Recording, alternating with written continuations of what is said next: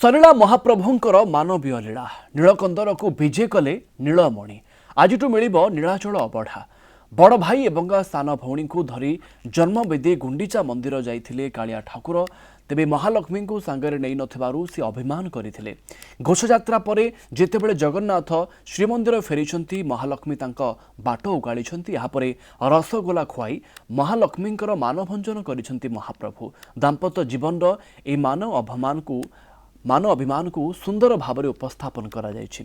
चलित वर्ष अधर द्वादशी और नीलाद्री बीजे रेकर्ड संख्यक भक्तों समागम होता। 2025 रथयात्रार समस्त कार्यक्रम श्रृंखलित भाव में समापन हो जिला प्रशासन पक्षर जिलापाल चंचल राणा और पुलिस प्रशासन पक्षर एसपी पिनाक मिश्र समस्त को धन्यवाद और कृतज्ञता जणाइछन्ते।